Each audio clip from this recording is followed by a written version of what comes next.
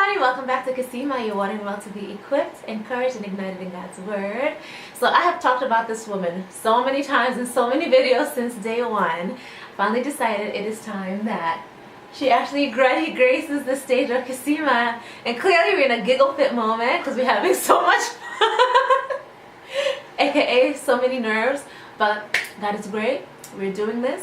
We talked about doing it afraid anyway, and we're trying to live out our mottos. Alright?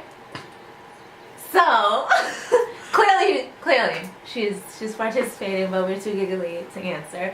But I have talked about my amazing best friend, sister, encouraging partner, accountability partner, prayer warrior, my encourager when I'm feeling down, my call me out of my stuff partner, the one who sharpens me, who also happens to be a life coach extraordinaire. So she calls herself a life and clarity coach, but I just know her to be the realest woman I know. Her story is so powerful, and if you were at the conference, you got to hear part of it because she was there and she shared her personal story. But today, just wanted to bring her on to introduce herself, to talk a little bit about the whole You Conference, which for such a long time we advertised and was so excited about, but now after kind of taking time to let it all sink in, it happened. We've gotten some feedback, we've checked ourselves and kind of reevaluated, you know, the highs, the lows, the good, the things that needed improvement. Just wanted to come back here and just share a little bit more about the conference, and if you missed it, tell you a little bit about what you missed. So I'm gonna have her introduce herself because I just talked your head off. Hi everyone, my name is Bianca Gambrah, aka MissBe, the Life and Clarity Coach. I don't know what else you want me to say. What else do you do besides coaching? Besides coaching, I'm also a crisis counselor. I'm a mother, a friend, a daughter, and I guess my most overall passion is, I would say, I'm a motivator. Absolutely. Had to motivate me to start this here business. So yes. Here we are. Pardon me, y'all. I don't like being on camera. It's okay. She's doing great so far. But so just wanted to interview her a little bit, just a few questions about the whole You Conference. So stick around. Listen up. So just, of course, everyone wants to know. I want to know, again, even though it's part of the planning committee, what was the inspiration around the whole You Conference? So the whole You Conference, the main inspiration was being obedient to God, as well as the mental health journey that me and my family and in the work that I do, that we've experienced. And it's been, for some people, it's an isolating experience. Absolutely. But one of the main things is I wanted people to understand that they don't have to do life alone. That God is in the midst with them, grace is available, healing, recovery is also available to them, and that there are resources out there for them to get connected and to, you know, be encouraged, as well as just feel love, you know. So that was like the motivating piece to the whole You Conference, and also to encourage those of us who are in mental health. Sometimes we may feel like we're alone in this process, but we're not, and also to show that the transformation, that where one can start and end up in their journey. As you can see, many of our people on our panel also had a personal experience with mental illness. And to the last piece was to really educate the community on how they can get involved in mental health. Okay, so you talked about the panel. So there was a professional panel and also a personal panel. Yes. So what was the inspiration about having those two? So you shared a little bit about, I did want the mental health professionals themselves to know that they're not alone, but I also wanted to anyone who's not a professional in the mental health field to know about resources, to just have a little bit more awareness, information, and knowledge. Right. And you felt like the two panels were the best platform. Why is that? So oftentimes when you have professional panels, they are just given facts, information, stats, and as well as educating the community. And then the personal panel is a personal story, as well as that's where really the contact and the connection is really made and formed. So I chose both so that I can reach and no one, it's alone. Like no one has to do life alone. So you get the information and then you also see what's possible. Absolutely. And then that's why the door was open for those of us who were on the professional panel to also be on the personal panel, to let them see where grace comes in. So in a sense, there were many personal stories shared, but they were also on the professional panels, like even with depression, I am this, you know. So that's why I chose both panels, because I felt that's how the people will connect the most. That's a great point, because a lot of times any seminars, conferences, any books, they give you all this practical information. All this statistical information, all this loaded information without practical steps on how to implement it in your life. So hearing from personal stories, you get to see how does the professional, theoretical, conceptual, clinical information translate into real life. And I love the point you just made about grace, how grace shows up. So tell me, for you, how has grace shown up for you? Oh my God, grace. I originally wanted to name the conference A Thin Line Between Grace, Me and You and Grace. So grace has shown up for me, oh my God, since I was a little girl. It's the one thing that lets me know that God's hands is on me, and even in mental health, coming from a home where mental health is very prominent, mom, sister, and currently my younger brother's like, I struggle with anxiety. I'm like, what? So it's, for me, it's like, oh my God, there's really like a thin line, and that thin line is grace spelled out. And so for me, what keeps me from losing my mind or staying in a depressive state, whatever, is knowing that God's grace is sufficient each and every morning. Like, it's available to me. I can tap into it. I can drink it. I can praise it. It's there for me. Absolutely. So that's how it shows up. Oh, good.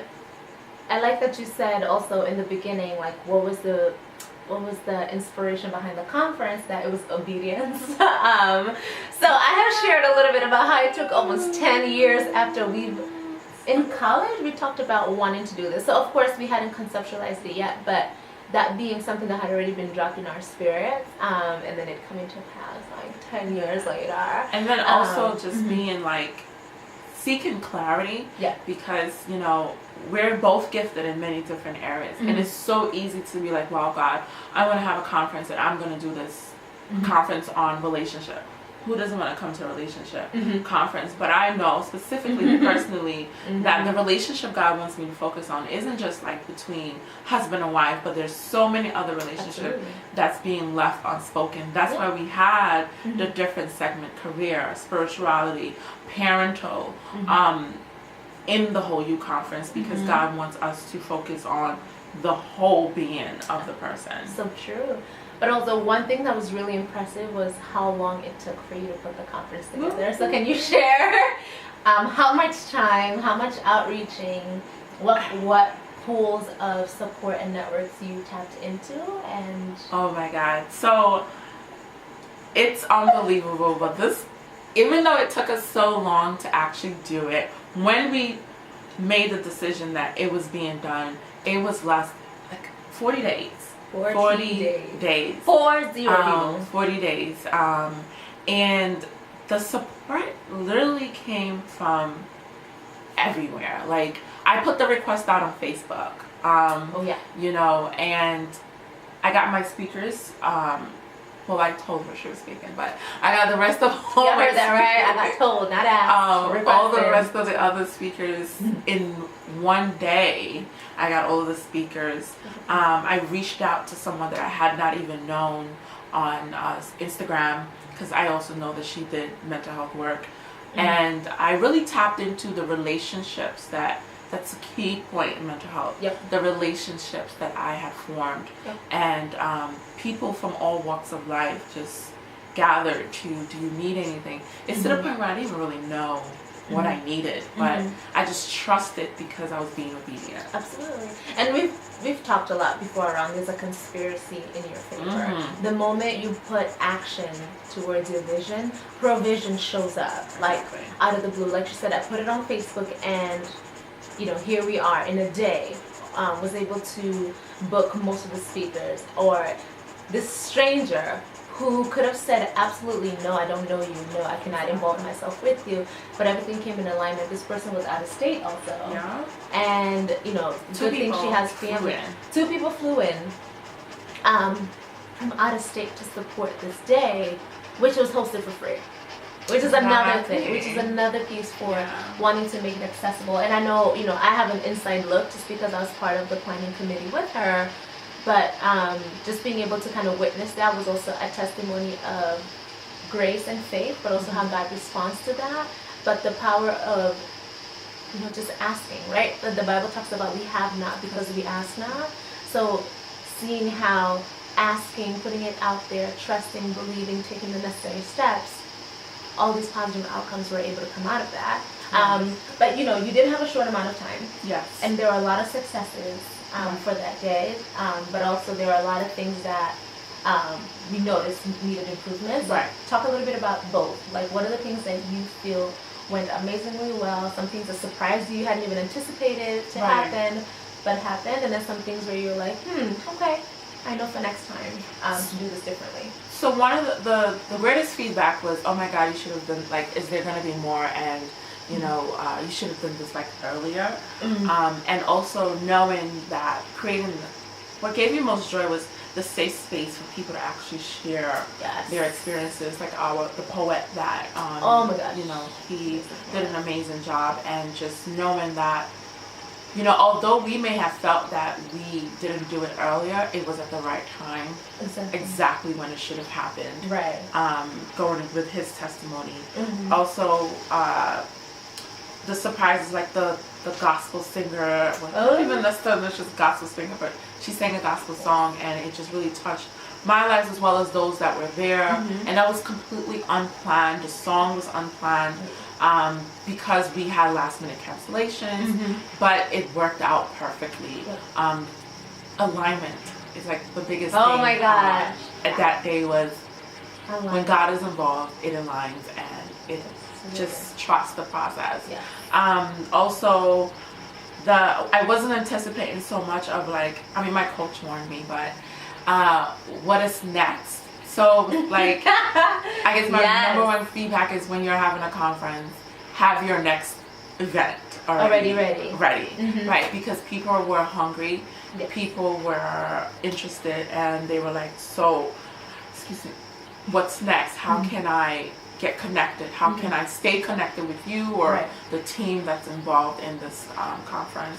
Some of the things for next time that we know is to have events leading up to the conference, because you know, people would have liked to have, like, more one-on-one interactions with the panel. True. So that's one of the many feedbacks that really stood out to me. And I think, like, one thing we can't forget is just do something anyway, though, because all of this information was not accessible to us, or all these improvements or things that could have been done differently were not accessible to us until we actually did it. We had to do it and go through the experience, go through the process in order to see these things highlighted for us to know what to do in a different way next time.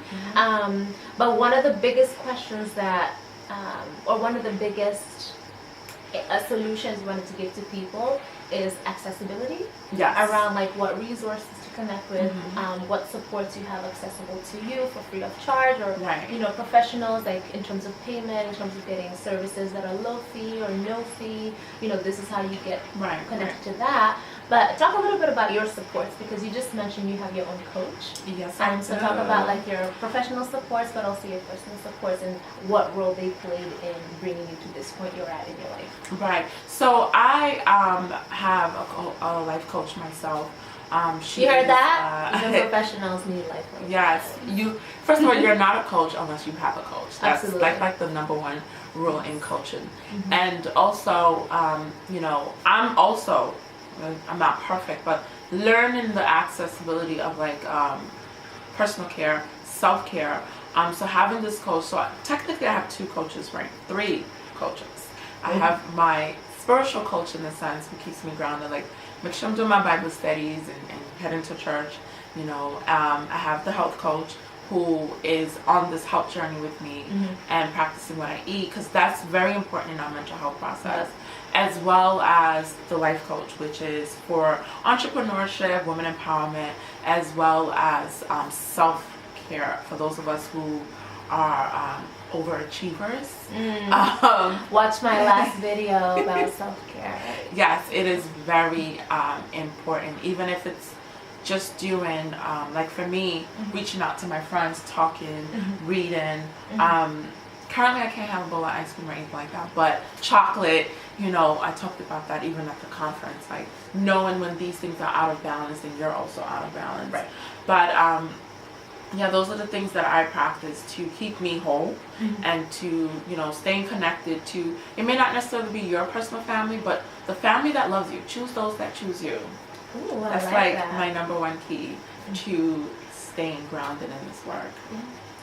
Yeah, because then it's like, we're so multifaceted, and that's why we even called it the Whole You Conference. Yes. We're so multifaceted, we have to be intentional about feeding every side of us and staying connected to the different facets in our lives. So you've talked about a spiritual coach, which is huge. At the conference, we talked about, you know, the categories that we're compiled of. Yes. I'm not using the best frame of words to explain that, but we're biopsychosocial spiritual beings, Yes. right? We're made up of our biology, excuse me, psychology, our social environment and socialization, but also our spiritual self. So making sure you're feeding every single one of those. We talked about health and wellness around even food and taking care of your physical body. You will not be able to stick around and do the work that needs to get done if you don't have the energy, if you don't have the health to be able to sustain that. So paying attention to that. And having somebody who asks you the hard questions, right? I've talked about her being an accountability partner, and you know, extra bonus points for me because she's a coach, so she knows how to like get to the point. Like, Brittany, where else is this showing up in your life? Like, who are you coming for? I just wanted you to pat me on the back and tell me it's okay. No, that's not her job. But somebody who's asking you the tough questions. To evaluate yourself, your patterns, your beliefs, your judgments, like what is toxic in your life, whether it's people, places, or things, or yourself, and how to rephrase that, how to break it down and reorganize things to align with where you're trying to go and who you're trying to be. Yes. But anyway, for the fear of preaching, I'm just going to move on to the next question. But tell us a little bit too about why you made it open that the people in the professional panel can also go to the personal panel, but personally for you, like what apprehensions came up with, you know, going up there and sharing your story out loud, which I know is something that's been a challenge for you to do, and now that you've done it, what is your biggest takeaway? So mental health is such a personal topic for vulnerable me. It was a moment where I had to decide to be vulnerable, to be transparent, to be open, to be authentic to my truth, my experiences, you know, whether it be with my mom or my little sister, you know, and what I learned was you can share your experiences without, you know, ruin the amount of work that you've done to get to that point. That was come on now, say that one more time. My biggest apprehension was like, oh well, God, you know, I've done so much work. Me and my mom were great. Me and my sister, we're at a better place. I don't want to have them feel like this conference is me thinking, you know, I'm at an advantage or anything. Right. And it's like, no, trust me. And my biggest reward was like my mom. This was the first event that I've had many. She came! But she came and, you know, she's like, good job. You know, she gave me some feedback also, which I, you know, so adored and admired. And I think my biggest takeaway is if you trust God and you're obedient, like, He will, all things work out for your good, like all things. So He will, you know, raise up the people that needs to be there. And now I'm just like, what do I have to fear? Exactly. You know, now it's like, just do it, you know, in a sense. So yeah, my biggest apprehension was family, but family actually showed up. And it also let me know that I was on the right path, in a sense. Yeah, and standing in your truth is so liberating. Because a lot of times, whatever apprehensions you have that you think other people are going to judge you for. It's actually you judging you for. Exactly. Because those things haven't happened yet. So it's you who's created that. So it's your judgments that are showing up. But Right. what the other thing that you said that was so poignant is that having a mental health concerns does not negate my process, my progress is not who I am. It's just a small part of who I am. We just talked about being multifaceted beings. So any kind of mental health distress or concerns or diagnoses are just one small area of your life, no matter how big or how much influence it seems to have on your life. That's totally different, but than it being you.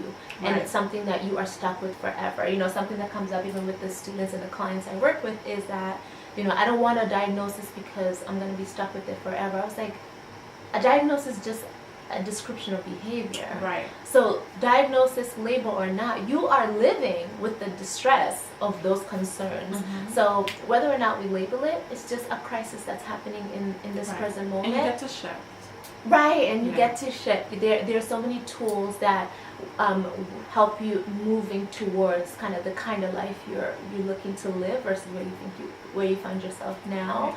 And also, just to add, like, everything that we label before we actually label, like in mental health, like, so, you know, you may have been feeling down or depressed, whatever, and it was like, okay, well, you know, I'm just feeling down, and then the next day it just moved. But then sometimes the thing with labeling is because once we label or we accept, then we look for evidence to support it, right? So then it's like we give ourselves 10 days and like, yeah, it's because I've been diagnosed with this. No, the diagnosis is just another tool or another form of awareness for you to actually go and get support and go get connected, not for you to go look for evidences to support, because, you know, to use it as an excuse to be complacent. Exactly, because the whole U conference, we found multiple evidence on how you can heal and recover, right? So it's the diagnosis is not meant for you to stay stagnant. It's not meant to paralyze you. It's not meant for you to feel like life is over, God doesn't love you. And that was another thing that we really wanted to point out with the conference, is that there is so much evidence that he does love you. So, you know, don't use your diagnosis as a way to paralyze or get stuck or be stuck, but instead as a way to motivate you to get connected, to, you know, to become aware and to know that there are other people out there that can also benefit from your story. Absolutely. Like, looking at it as an invitation. That's something that we shared even at the conference. It's an invitation for, okay, we know what's not working. The diagnosis is telling you what's not working. Yes. And now you get to know what's not working, and also helps me to direct what kind of solution is connected to this, or what kind of process is connected to reversing, revisiting, restructuring whatever is happening right now. And yeah, that last part where your testimony can liberate not just you but other people. Exactly. Like the Bible talks about, we overcome by the blood of the Lamb and the word of our testimony. So the word of our testimony is exactly what we're talking about, standing in your truth. And the truth will set you free is not just a phrase. And it's not just, oh, a Bible verse to quote that sounds nice. No. It is the core essence of, you know, living a liberated, abundant, aligned life. Because God does not want us to live in bondage. And bondage means fear, and fear comes with even fearing your story, fearing people's judgments or how they're going to look at you. But trust your process and participate. And stand in your truth, freedom. Like, so I stood in my truth because I knew mental health was an issue in my family a long time. And I've done so many different workshops, vision board, love up, leadership. I mean, I've went all around it. And I've had events where, like, literally no one registered. And then I was like, you know what, God, I'm going to be obedient. The amount of people that registered for this conference was unbelievable compared to the events that I've had that, you know, maybe no one registered, but they still showed up, but it wasn't just as powerful as the conference because I stood in my truth. It set me free, and it actually brought me and my family closer together.